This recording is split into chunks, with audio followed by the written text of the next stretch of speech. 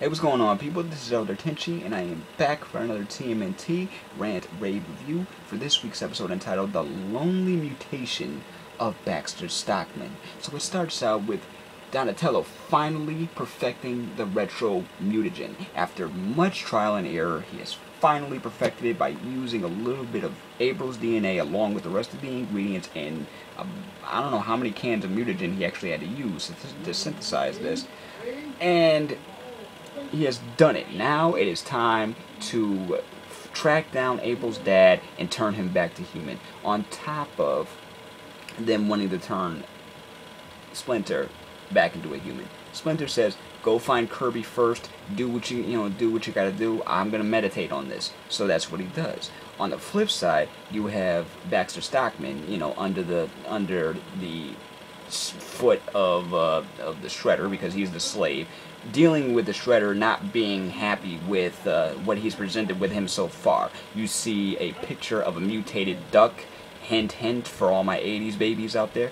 Also, you hear talk of him saying, "Oh, I have more ideas. I'm thinking mutated pigs and mutated rhinos." Hint, hint again. And it's just, oh man, this Shredder is not a pansy. Okay, he's not gonna just make idle threats and not follow through. Okay, he's got the detonator for the collar that Baxter Stockman is wearing that's full of vials of mutagen. What does he do? Presses it. They take a minute, to add to the drama, and the vials eventually all break shortly after a bunch of flies start touching Baxter, and he transforms into the Baxter fly, or the Stockman fly, or the fly, or whatever. And this is a pretty dark episode, but I do have to say one thing about the Stockman fly. At least his vision was corrected. I mean, there's one silver lining about that mutation. His vision is way better, way better, because he's got a bunch of eyes. Plus, he also has super hearing. So goes out, finds the turtles, finds out about the retro mutagen. He captures, he threatens to capture April, and he actually does it after figuring out that maybe if he can mutate himself along with April, they will merge. He will become human again and stronger. That's his flawed plan. And now they got to scramble and make more, and try to make more mutagen on top of trying to get April's dad turned back into human. So it turns on to a whole freaking chase. Now April has been captured, and I didn't think they were gonna go there, but she actually falls into the giant vat of mutagen after being tied up. She almost gets away, but she falls into the to the giant vat of mutagen when the turtles are coming to rescue her.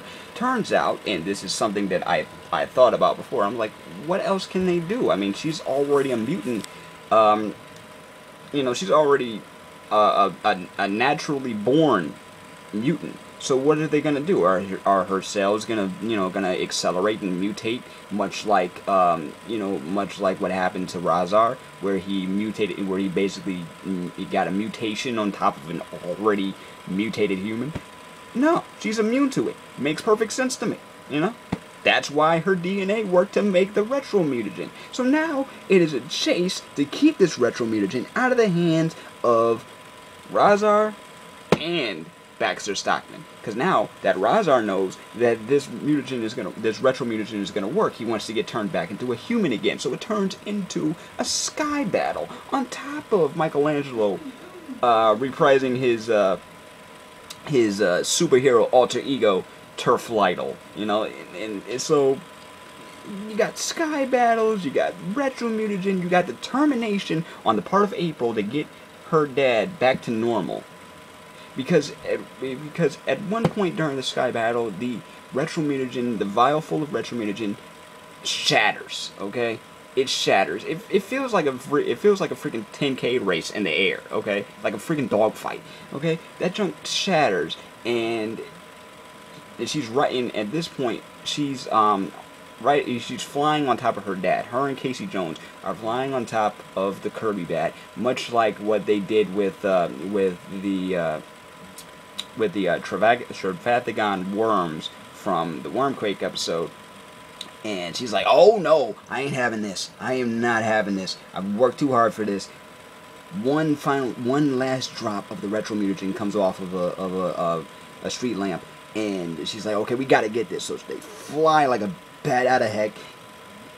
Pun, yeah, I know. And finally get finally get that little drop of retro mutagen. He transforms back into a human after months of being a bat, and there's your happy ending on that part.